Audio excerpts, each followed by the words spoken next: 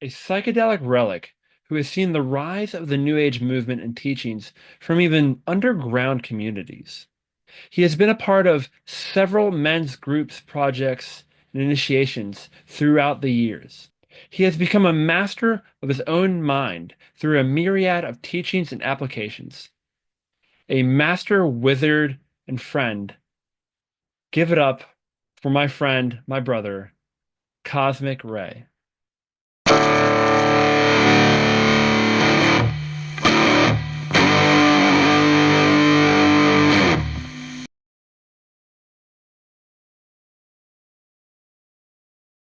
He goes, I want to be around more men because we need to come together.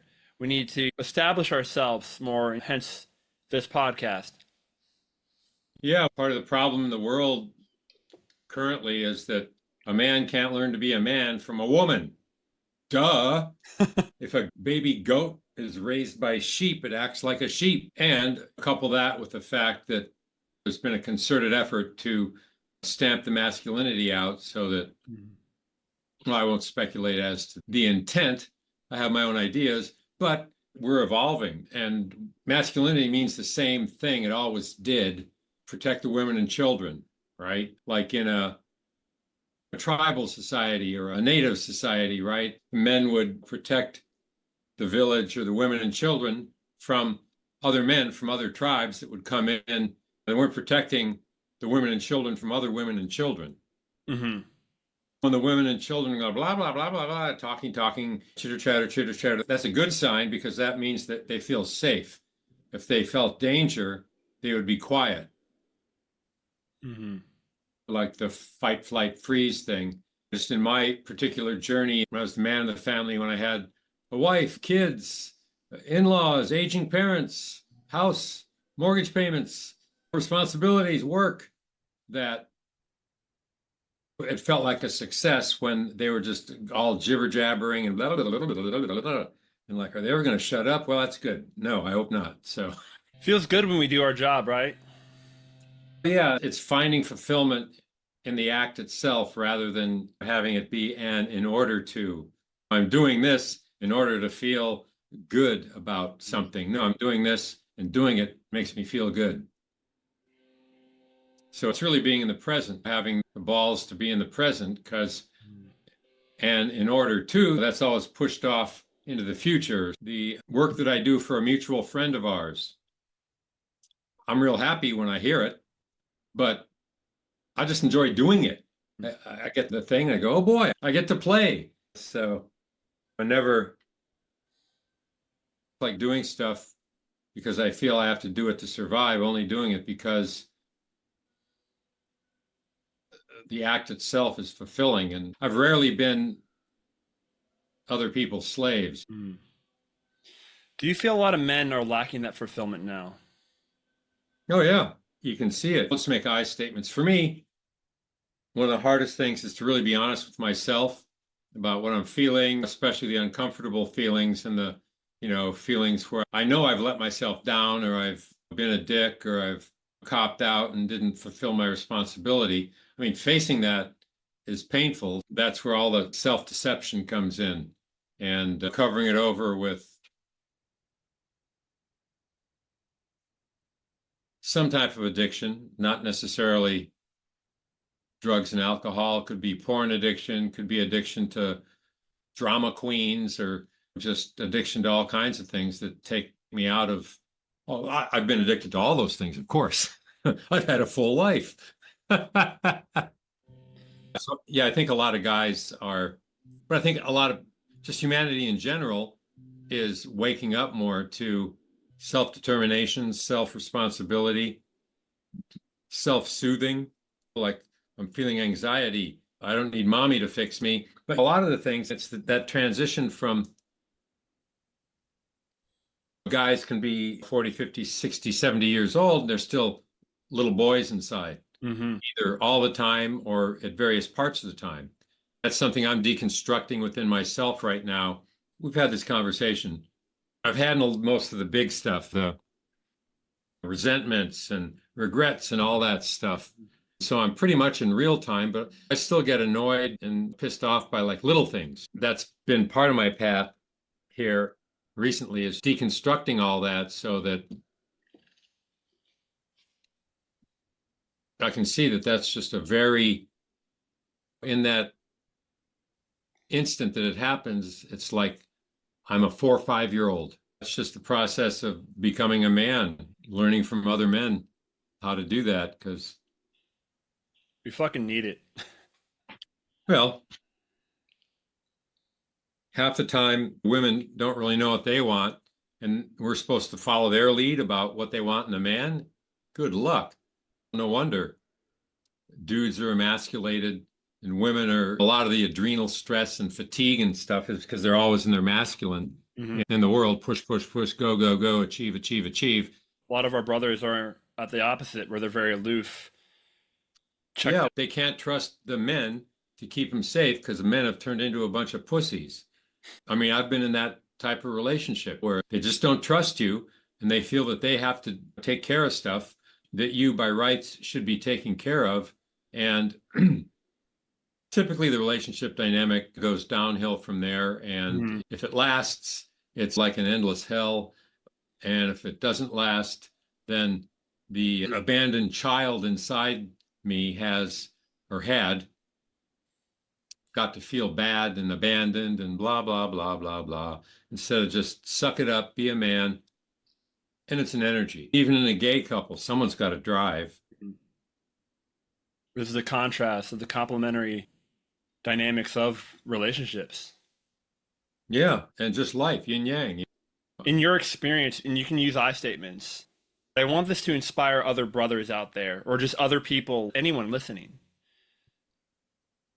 How can our brothers show up more? Show up for their partners in relationships, romantically, platonically, friend, whatever. I feel there's a lack, again, there's that aloofness where there's this coyness that a lot of our brothers are exhibiting in their relationships. And now this isn't everywhere, but I do see this a lot. What do you think, what do you feel can be done or inspired? How do we You got to show up for yourself first. If you don't show up for yourself, you can't show up for anyone else.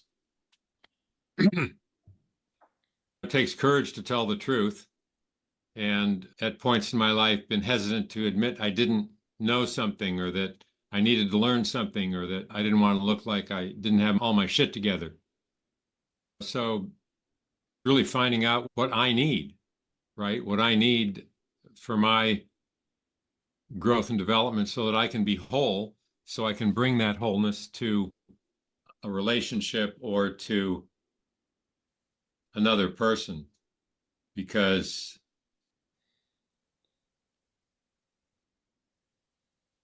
in my experience, what's passed for relationship has just been mutually acceptable dysfunction. Mm-hmm. My dysfunction just works so well with your dysfunction. And if we never tell the truth, we can just continue this way for all our lives. And after a while, sarcasm means like a series of cuts, Mm-hmm. right?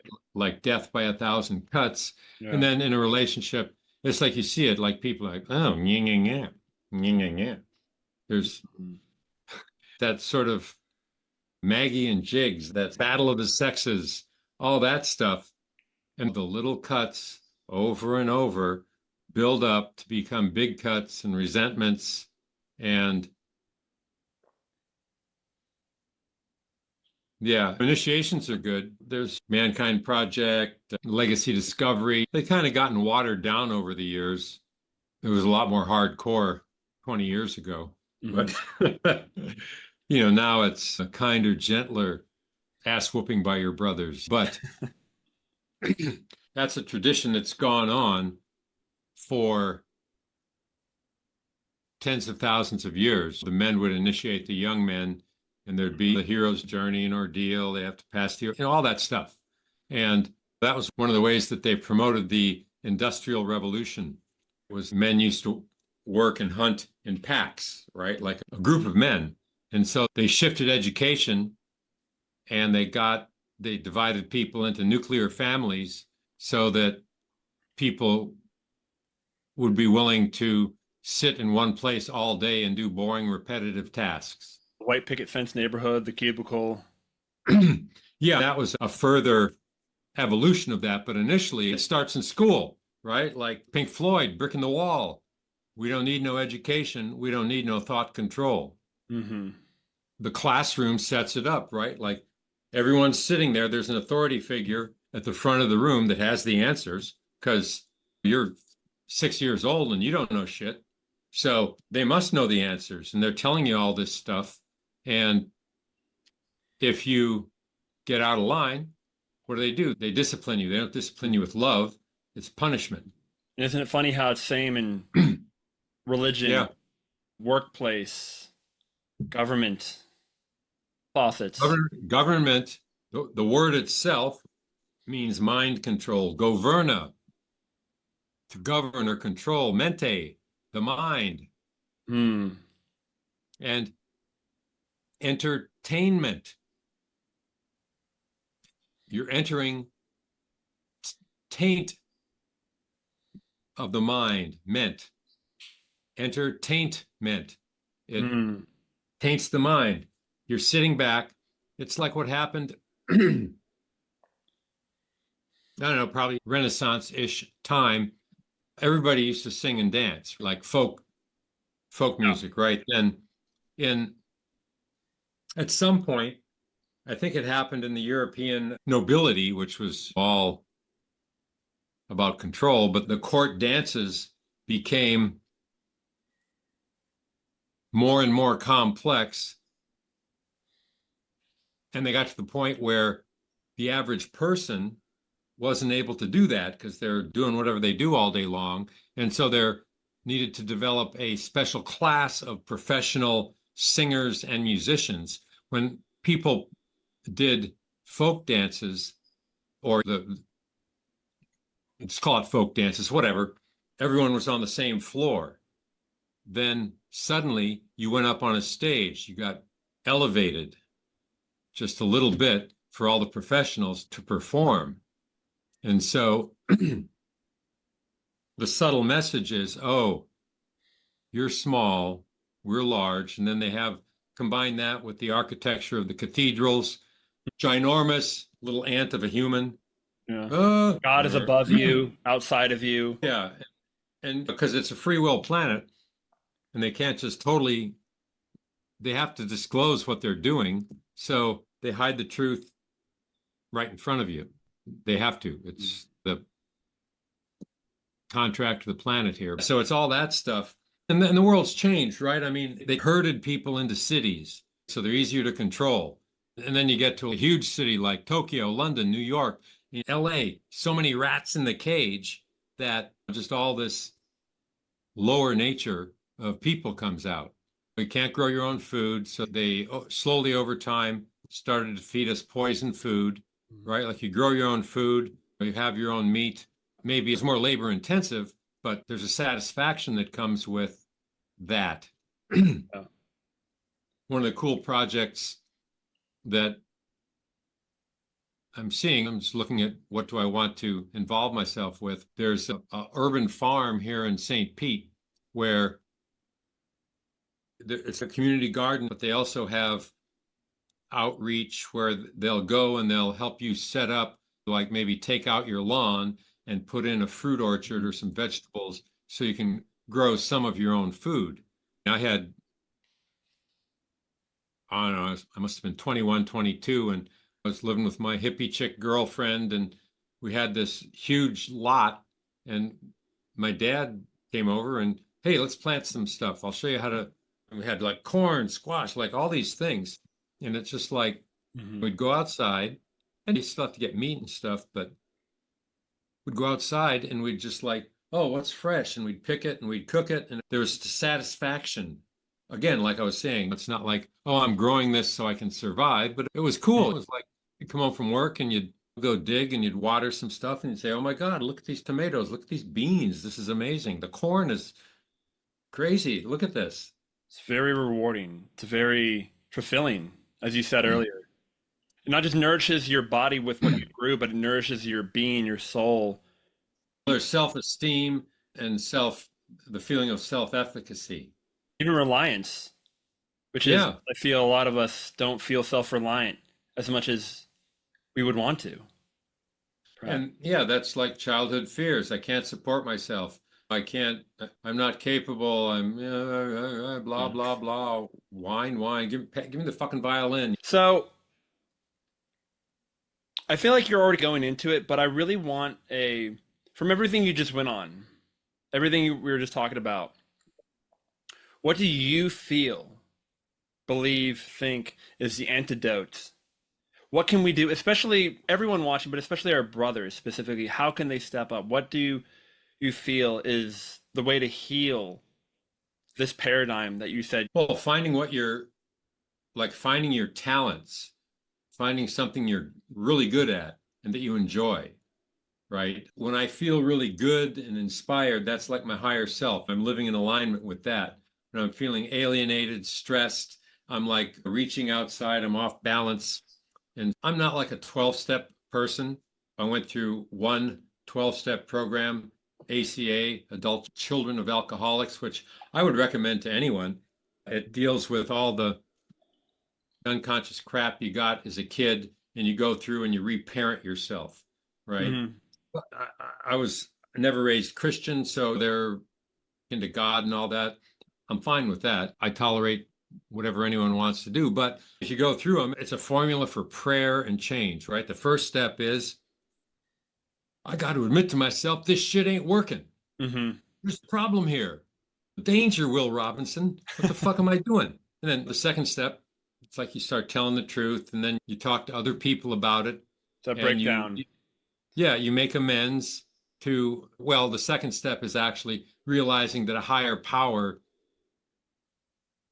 you need to turn it over to a higher power, which doesn't mean looking outside yourself. It just means that using, like when I went through it, it was like realizing, oh, well, whatever strategy I have been consciously using to solve my problems isn't working. I need to turn this over to a higher, my higher self and my unconscious mind and get You my can delegate it to unconscious, another part of yourself.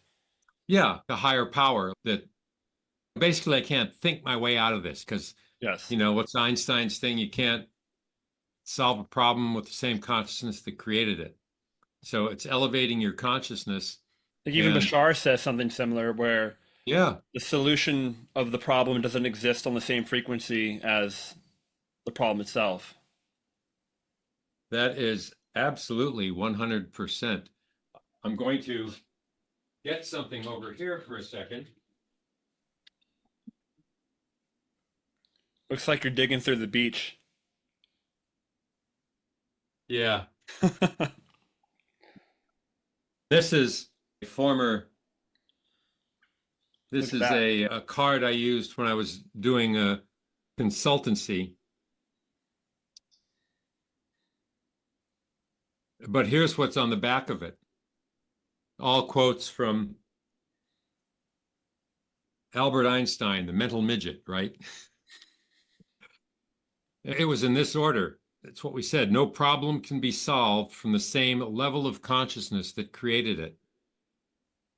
Then another very familiar saying that I didn't realize was his is that insanity is doing the same thing over and over again and expecting different results.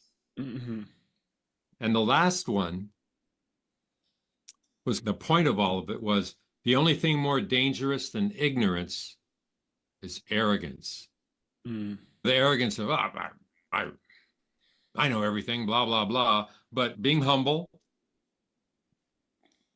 telling the truth to yourself and being real with people and trying to resolve controversies within myself, first of all, but with other people, right? And that's the whole 12-step model. It's like, okay, so you make amends. If you've screwed someone over, you go talk to them and amends just means it's like you're amending the Constitution. It's like you're rewriting your term paper. You change it and Yeah. make a new agreement and take responsibility for your actions. I mean, that's really probably the number one thing Well, there's a lot of number one things, but taking responsibility for everything in your life, right? Yes, If you're even down to your parents, and if we in fact live in a quantum universe and we create our own reality, then everything outside me that sucks isn't someone else's fault. I created I that. did it. That's a real And manly thing to do. well, yes, Take the and full responsibility and say, I did this completely. well, there's Why different not? levels of masculinity, right? If you read King, Warrior, Lover, Magician by Gillette and whatever the hell is Moore and Gillette, I think it is. Anyway, they talk about the mature and the immature masculine. They got this pyramid, and the immature masculine would be the high chair tyrant. He throws a tantrum to get what he wants, so his parents give him. It's really deep work. Both the Legacy Discovery, Men's Initiation, and the New Warrior Weekend, the Mankind Project, are both based on that King, Warrior, Lover, Magician archetype thing. Yeah, just taking responsibility and having children really changed my attitude, right? So there's the loving father. That's a very mature masculine, but then there's the arrogant businessman that's climbing the ladder and just is ready to stab you in the back. That's still masculine energy, but it's not based on love. And because we live on a free will planet, we have the free will to do unloving things as well as loving things, right? So there's it's cause and effect. The law enforces itself. So part of that whole ACA thing I went through was I got a sponsor and I really worked the thing. It's a deep program. There were times when I'd come back and I go, oh my God, I was just like Mm. terrified and shocked and appalled that, oh my God, I've got this thing, this malfunction or this virus program is in there. Oh man, I'll never get over it. And the process is to reparent yourself and as an adult, give yourself what you didn't get that you think you needed or wanted from your parents as a child. So the loving parent has compassion, and if you never regret your past actions, it can't be remedied. You can't do shit about it. But your past is very important to you because you've learned a lot of lessons through all your errors, right? But then your responsibility at that point is to put into practice the lessons you've learned and avoid making the same mistakes again. Go on, make new mistakes.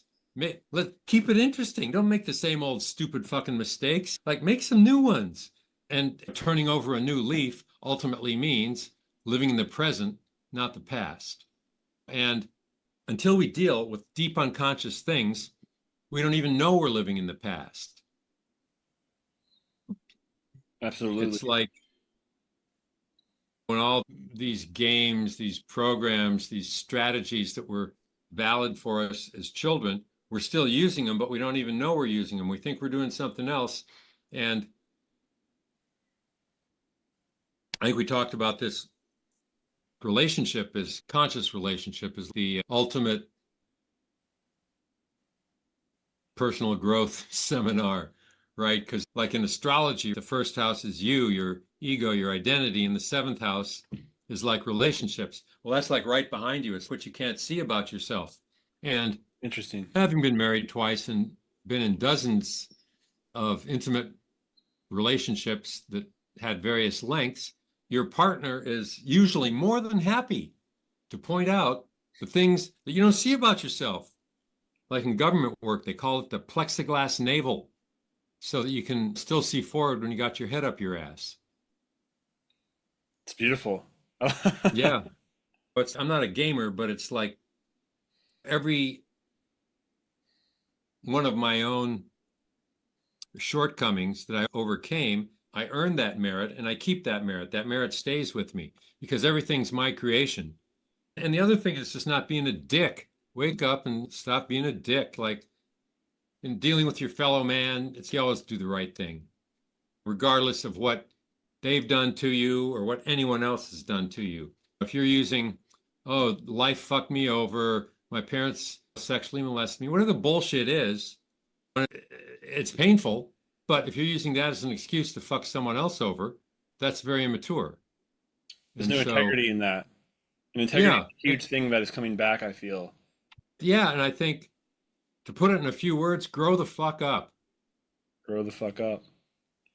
And had to learn the hard way, like not to offer unsolicited advice to people or try to Hmm. change people because I can see exactly what you're doing wrong. I mean, that's in relationship and Plexiglass, naval.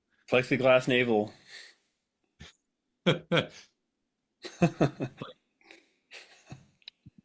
And if someone's done something unloving to you, it's like, I think a big thing about, I mean, not just my fellow brothers, but just all of humanity is we unconsciously fling the shit. We spread it around. And I think the integrity is to say it stops with me, take responsibility for the chain link that you are, and decide I'm not going to spread that around. That's not what I want to do. absolutely. If someone does you wrong, you wish them well. You never wish them harm. Hmm. That takes practice. And you've hung around with me. I've cultivated the habit of being pleasant and agreeable most of the time, right? But with an integrity, you're not some yellow belly, belly up, and you're not a yes man. I'm not trying to gain anyone's approval. I don't give a fuck if you approve of me or not. It's about me. Like, I'm in here. If I'm cheerful and happy, then hey, I'm cheerful and happy. Whatever the fuck y'all, the rest of you are doing, good luck with that. I'm cheerful and happy. And that's taking responsibility and just controlling your mind. I expect the world to be a cheerful place with people that love and respect me. And that's the way I find the world. I mean, we've hung out, That's you taking know? responsibility for yourself and realizing we're all one. That's infectious. Yeah. That's a way to Usually, take responsibility for others as yeah. well. And usually, typically, the person with a higher vibration is going to dominate, is not the right word, but predominate. If I'm feeling really good and I walk in and you're bummed out, unless I let you choose to let you bum me out or choose to bum myself out, really, then either I'll just totally piss you off because I'm happy and you're not, and you'll go away, or you might rise up. Because all diseases start in the mind. Hmm. I realized that there's all this quiet the mind and all this monkey mind, all this bullshit. I realized that I have to pat myself on the back. Hey, good for me. But years ago, I started, because there's that sort of inner dialogue that goes on, right? I took control of that dialogue. Shit, I think it was like 1987. I saw this book. It was called What to Say When You Talk to Yourself. And I thought, well, that's got to be a weird book. So I got it. And it was about self talk and just designing my own self talk to where inside your head, there's only one, unless you're multiple personality disorder, it's only one person talking at a time, right? Creating my own dialogue, whatever positive I want to say about myself and whatever traits I'm aspiring to. And sometimes people call it affirmations. It could be an affirmation. One thing you imprinted on me, at least, one thing that you imparted, I should say, was when I had been challenged with thoughts, choosing the thoughts that I didn't ideally want, that you said, I don't let anything in my thoughts, I don't let anything in my consciousness that I don't want. And we Yeah. think we're a victim to that, but we actually are choosing it unconsciously. And to take control or to take responsibility of what comes in, what we choose to attach, go, I don't want that shit. I don't want that in my consciousness. And that Yeah. trains it. That trains yourself. Yeah, because the mind is like a dog. If you don't do anything, it'll be pissing all over the carpet and tearing Mhm. up the sofa. But if you train it with love, firmness and love, then it's really about building what you want. I mean, like holding thoughts of sickness in the mind, for instance, automatically produces ill health. I walk away from people that are talking about sickness and disease because I don't want to hear it. Because your unconscious picks all this stuff up. Mhm. When I see here in St. Pete, they got all these giant ad on the side of a bus that says auto accident question mark. And I see that and I say, no, taking responsibility for what you're thinking. And it takes time. However long you've been thinking the bullshit, it's going to take some time. I think I did. This is a very bizarre story. So the sickest I've ever been was right when, and I've never really been seriously ill, but it was right after the Chernobyl meltdown. I think it was 78, 79, something like that. I had a cold, the flu, it turned into bronchitis and a sinus infection. I was like crawled under a rock, stayed at home for 2 or 3 days, and I'd walk down to the corner store in San Francisco and get a can of soup and go back. I was feeling so shitty. I was feeling like I was 90 years old. So I started saying to myself, I'm young, I'm strong, I'm happy, I'm healthy. And it was just like, I Mm. felt shitty anyway. So I just kept repeating that over and over and over again. It took my mind off feeling shitty. When I did the breathing with the bringing in the prana and all that stuff. And then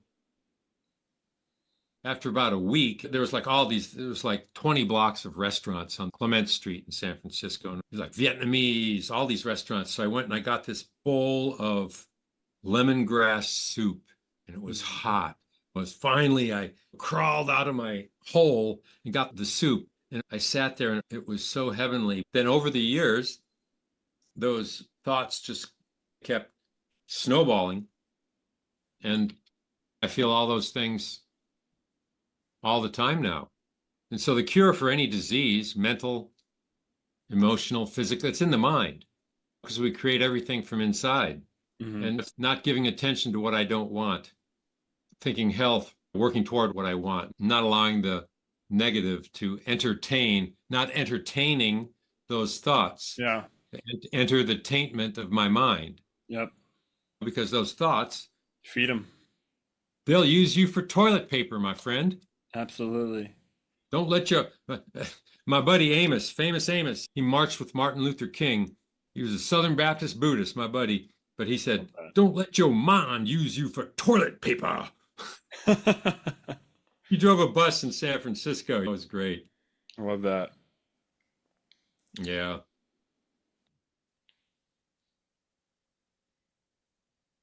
So, I've never been normal, right? My parents were totally unconventional. In Chicago in the 1920s, my grandfather was a lawyer and a realtor, and he had an office next to a police station. And my dad, he loved playing the trumpet. And so he would play in the school orchestra. He would play in the band after school. He'd be in the ROTC band. And then he'd go home and eat, sleep, and then he'd get up late and play all night in like Al Capone's speakeasies. He was like, this is very bizarre. This is part of the I am my father thing that many men want to disown. Anyway, he was 13-ish and he was playing in the speakeasies all night because he was a great trumpet player. And he said, I saw some things that no human being should ever see. Mm. And his father, they had the office next to the police station. He said they'd bring the gangsters in, they'd take them out back. Police had turned their back, the guys had run, and then the cops would shoot him in the back. Mm. No trial, no nothing. Anyway, he lost his sight when he was 19, had an accident. I'm not really sure of the details, but then he went up into Wisconsin and hung out with a bunch of the Native Americans for a few years, got most of his sight back. He wanted to be a doctor, wanted to be an engineer, but he couldn't study. So his dad had a lot of money, so he went traveling through the Far East in the 1930s. Like he was in China before the communists took over. He saw a lot of stuff. He brought back, my mom finally typed it up. He had his own transcribed version of the Tao Te Ching from the 1930s. Wow. Anyway, so because of his eyesight, he wasn't able to participate in World War II in the military. Mm-hmm. So he was 4F, which is no way, Jose. Yeah. So he was hanging out at Yogananda's place in Los Angeles during the war. Then after the war, travel ban was over. It was a few years later. They still had restricted travel. Hmm. But he said he got the first boat he could get to India. And he went to the ashram where he met my mother. And my mother had done like 1935, her grandfather was very wealthy. He had the first marble factory. He made marbles for little kids, made a shitload of money in Akron, Ohio. But he died and he left them a bunch of money. And so my mother and her sister took a 9-month first class around the world trip in 1935. She wrote a book about it. There was a lot of partying and they went everywhere. And so I guess she got married to some dude. And then I don't know what her, I never discussed it with her, but she had some kind of realization and she prepared for 7 years. She worked for the Mahasiddha, who taught basically most of the stuff that is coming out now about New Age. He was talking about Atlantis, Lemuria, prana, chakras from the 1920s on. She worked for him for 7 years. And then after the war, she saved her money, gave away all her stuff, and took a one-way ticket to India to find a guru and live in a cave. She was like, having spiritual awakening was like the most important thing to her. So anyway, they met. Typical story. Well, there are some of the few Americans there. So I was never like a jock until all this new age stuff became cool. I was the weird outcast. Hey, weirdo, that all the normal kids would just give me shit and tease me and try to make my life miserable. That's an assumption, but that's how it seemed to me. Yeah. And as a child, you're really into external validation because you haven't fully individuated yet. That's kind of how I grew up. And then I'm in San Francisco. I'm 13, like my dad. And you go down to Haight Street at the time, and they were just selling acid on the street or grass or hash or whatever you wanted. And I'd save up my lunch money and bought my first hit of acid. The guy said, "Oh, it's a 4-way hit, man." I said, "Far out, man." I had no idea what that meant. It meant you're supposed to cut it in four because it's really strong. So I You take took the it and I whole thing started. at once? Yeah, I mean, it was just like this little purple micro dot. It's a 4-way hit.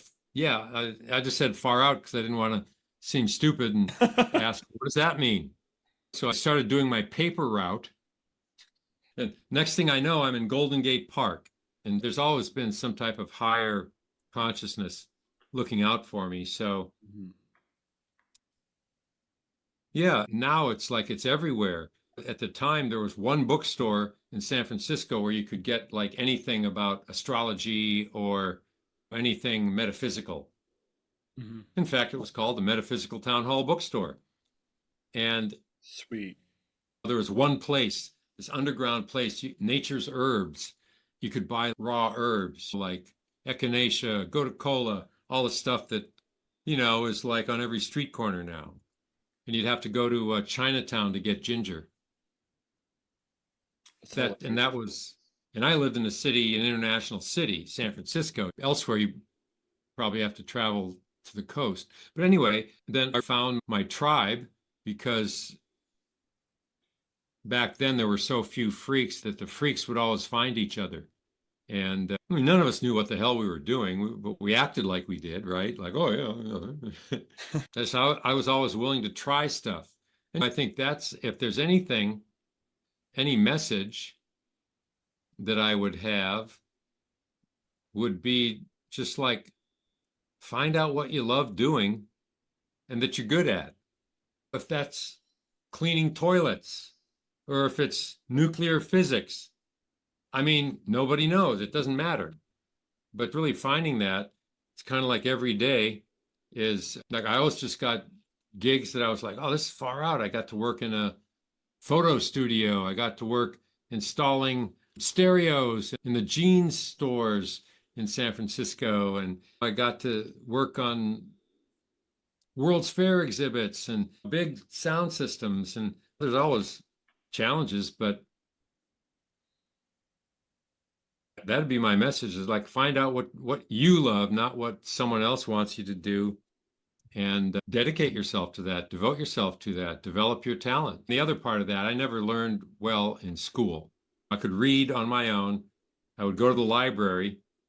There, I don't know if I sent you that thing. It was my first search engine. It was a picture of the library cards, those racks. It's funny.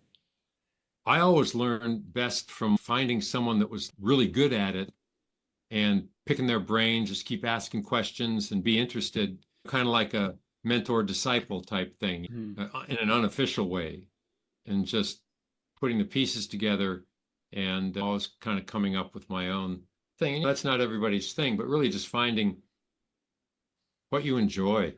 I've just learned to enjoy my life most of my life, even when I was doing sucky stuff. Love that. Yeah, there's like a gazillion things. And then the women's movement started happening in like, I don't know, 69 or 70. Originally, it was a good thing, right? Because women were, for the same job, were getting a lot less than men were. I mean, that's not cool. You do the job, you should be paid whatever. But, now it's turned into feminism, hate males, a political thing. It's been infiltrated by people that want to control other people. And that's what government, right? Laws. I mean, you don't want to do something, don't do it, but don't pass a law that says I can't do it because you don't want me to. And so men started getting further and further removed. And then, Which, like you said earlier, the women are now in yeah, both spheres. They're in their hunter and their receivership, which is yeah. imbalanced. And like when you're in high school, it's like you hung with your buddies, right? There was sort of like the pack thing. That's very organic. That's very natural.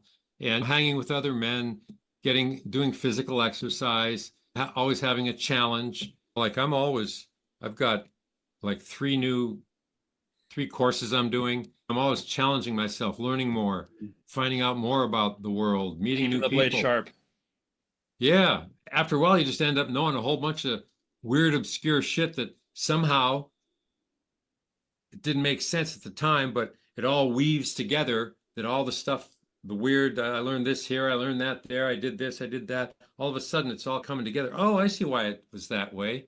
This is why I had those experiences. So the other thing is just assuming that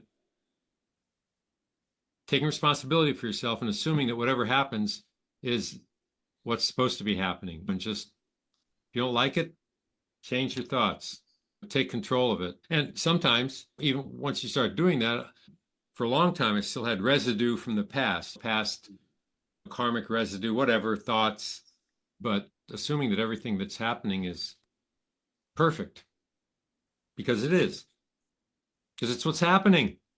Wishing things to be different than they are in this moment is how you become unhappy. So I feel that masculinity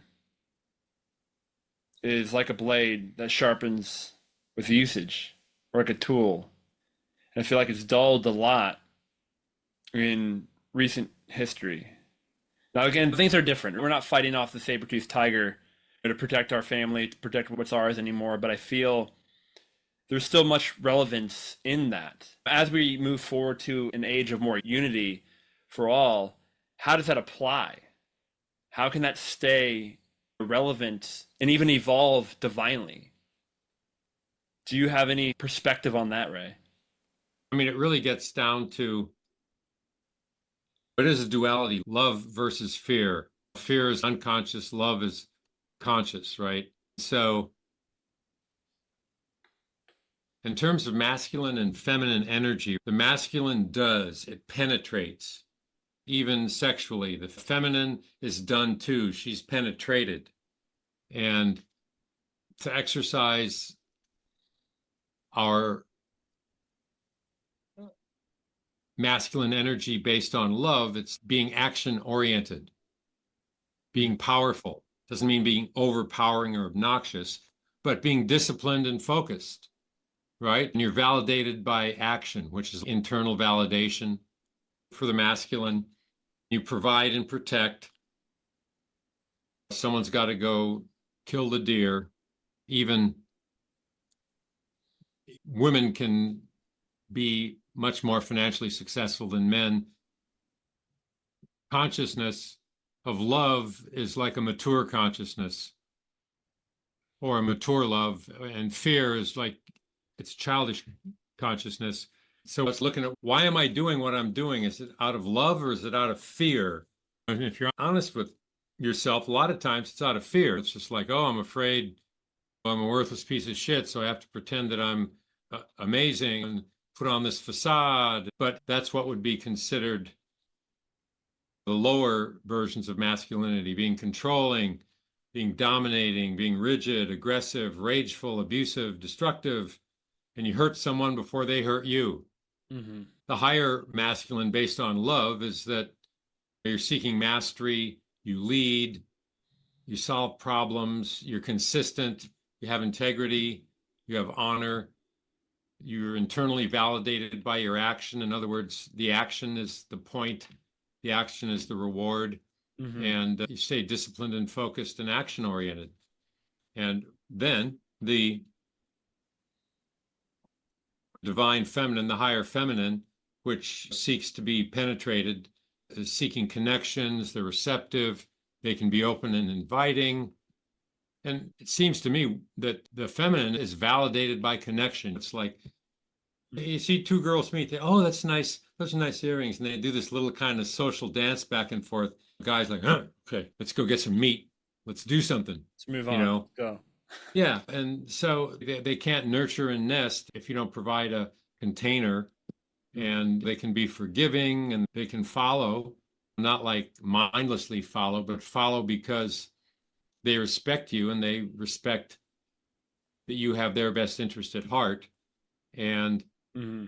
realizing that the feminine are security seeking machines, creatures, that trust is everything. That's why integrity and consistency, you've probably experienced it. Women will think 5 years ago you did something and it's all over and gone, but they remember. I think for guys, also finding healthy females, emotionally healthy females. It's like, huh, I should talk. Ha! Right? It's like, how do I know this? Oh, that's right. I found a lot that weren't, and I found some that were. But really having high standards, having standards for yourself, knowing what you want, knowing what you won't tolerate. And Yes. as soon as someone does that, it's always love. You lovingly say, look, I don't allow people to treat me this way. If you do it again, then I'll remove myself from the situation. You can't punish anyone. Your only ability to enforce a boundary is to remove yourself from the situation. What are your standards? What is your honor? What is your integrity? What are you willing to put up with and not stand for? Me, I'm not willing to. And to answer that question, it gets down to what am I? What do I require of myself? I don't allow myself to have drama and do covert things like play games and bullshit and lie and all that. I won't put up with that. I had a friend, it was a female, and just kept doing that stuff and telling me, giving me unsolicited advice and trying to be my mother. And I said things about it. And it's really about communicating. Finally, I just said, you know what? I'm willing to interact with you cordially, but I don't want to hang out with you. Mm-hmm. And not like, God, you fucking drama queen bitch, get the fuck away from me. That would be unloving. At one point, that's how I felt. And this is a good one. This just in. Oh, that not to take action when I'm triggered. If I'm triggered, shut the fuck up and give yourself the basic anger management. I went to a men's group once and it turned out to be a court ordered anger management group, but I thought I didn't figure it out for a few weeks. I thought it was just like about actualization and stuff, but I learned some really good things. It's like recognizing, and this is like for wife beaters and shit, like did nasty stuff, like Mhm. recognizing as soon as I begin to feel uncomfortable or agitated. And at that point, taking a time out. And they had a thing, because mostly they were beating their wives, right? But they would say, listen, I'm beginning to feel triggered. I'm going to take a time out because once that stuff's in your bloodstream, you need 15 minutes before it goes away. There's nothing you can do. The cortisol, the adrenaline that's in your bloodstream, Mhm. unless you're a Zen master, you need time. And so I'm going to take a time out and I'll be back and then we can discuss it then. And you go out and do whatever you do, maybe something physical, take a run or just meditate, but not taking action. I've learned to not take action when I'm not in a state of love or in a resourceful state, to keep my mouth shut, maybe walk away, say, not like I'm abandoning you. That was part of that whole protocol they gave us is, I'll be back in half an hour. So that the battered wife is saying, no, well, you always do this and blah, blah, blah, and making it worse. So I'm not abandoning you. I'll be back in half an hour and then you do what you say you're going to do. And that's ultimately the only way to build trust is you do what you say you're going to do over time. Yes. If you don't promise that you'll do something to make other people feel good, because you're not going to feel good when you don't do it, and they're going to think you're a dick, and they're not going to trust you. So, Your you word know, is hollow. yeah, personally, I'm very cautious about making a commitment to something because I'll either be dead or in a coma if I'm not going to do it or if I don't communicate. And then, as soon as, let's say, we had an appointment to meet at a certain time today, if something came up, as soon as I knew that I wouldn't be able to make that commitment, is communicate that to the people that are affected and then make a new commitment. I can't make it by this time. I can do it by this time or maybe tomorrow or whatever. Mm. But building trust, because especially with the feminine, trust is everything because they can't let go. They can't surrender to you as a man if they don't trust you. Pretty Absolutely. simple. And again, it always starts at home. Learn to build trust with myself so that I can say, oh, if I say I'm going to do something, I know that my unconscious programming or whatever bullshit, whatever excuse is there, that my honor, my integrity is a stronger driving force than whatever it is. And there can be a battle. Sometimes there's an internal battle, and you just got to keep going because eventually you'll be in a good place. You will have conquered the demons. Then you got to go find some new demons. Always Keep it interesting. keeping that blade sharp. I Yeah. know, I know for me, my word is law, or at least I tend to that. Something that I always really liked is one of my dad's favorite movies is Rob Roy, starring Liam Neeson. And it's about, for those who haven't seen it, back in the day in Scotland when the English were taking up more presence. He lived by honor, he lived by the sword. He took care of his people, his community. And the English came in there and didn't live by honor, didn't really live by integrity. And he would promise things with his word. And they would look at him like, what does that even mean? Your word? But he meant it. His word was law. And that was his integrity. He would never say he was going to do something unless he was going to do it. So that's something that I feel is a divine masculine trait that I've adopted and applied in my life. I do this with everyone, especially with women of all types, and even my niece, where I've driven over to my parents when my niece was visiting. She wanted to see me, but I was busy. I didn't want to break her little heart. I told her I'd be back because I had other obligations and priorities. Came back later. She was surprised and she goes, "You came back?" And I sat down with her and I said, "Of course." I said, "I told you I'd be back," and I did. And I want that reflected. I want that imprinted on her, that she can trust people when they say something. Now, a lot of women can't do that. I want, when I say I'm going to do a thing, people know that I'm going to do it and they can trust that. There's a security in that. That is my integrity. Am I perfect about it? No, but I am intentionally living by it and sharpening that all the time. Yes, and it would be helpful if she developed the discernment to tell which people's word she could trust, Mm-hmm. right? Because the other part about masculinity is not allowing people to fuck you over in a loving way. You protect yourself and you protect your family. Mm-hmm. And we all have that power, that potential within us to do all this stuff. It's just activating it and discovering it and realizing, oh, okay, I really can be my word. When I was, it was a long time ago, but someone that I respected, I was your typical 20 something dickhead, and I just can't trust you. It's like you don't do what you say you're going to do. Mm-hmm.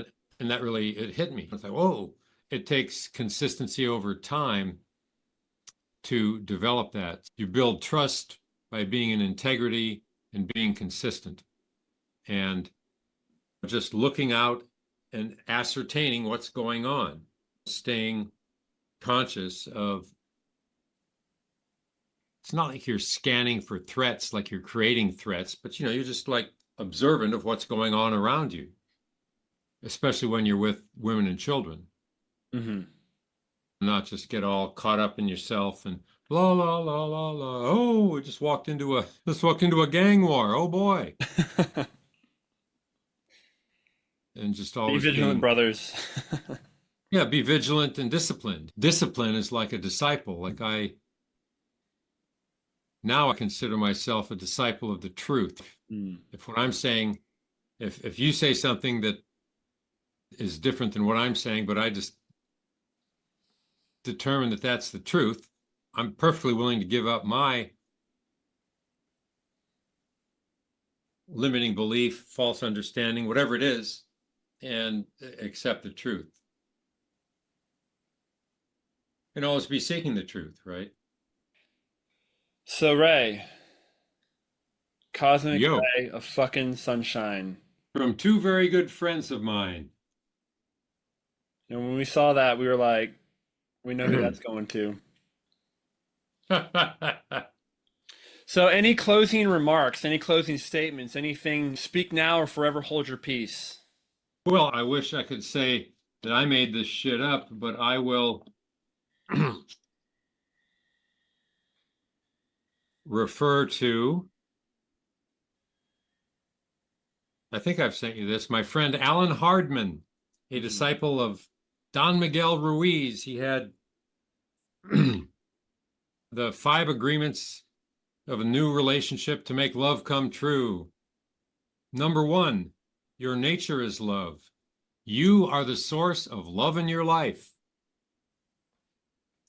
Love agreement number 2 is going to make a lot of guys go, thank God.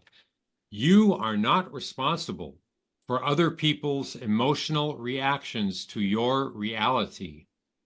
Mm. Love agreement number 3, being the source of love, you are complete within yourself. So the whole, oh, you complete me.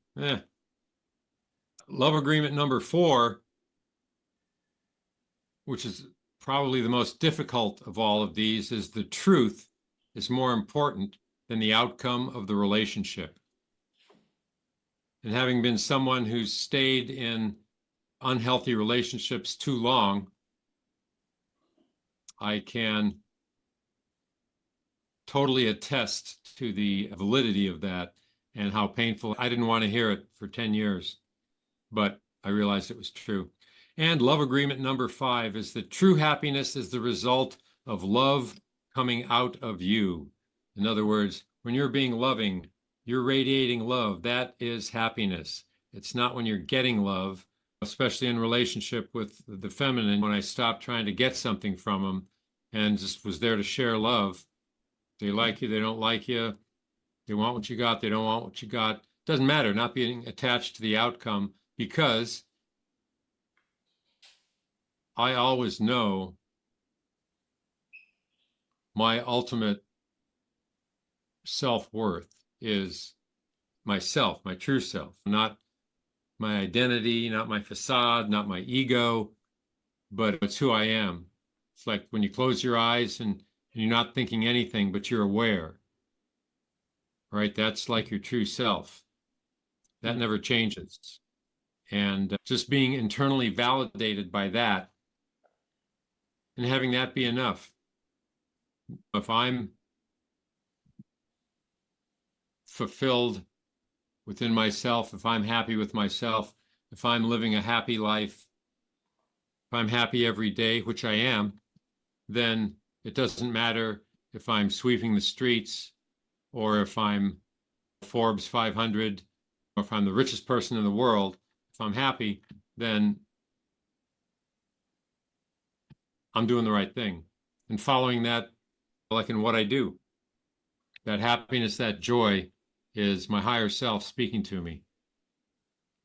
Fuck yeah.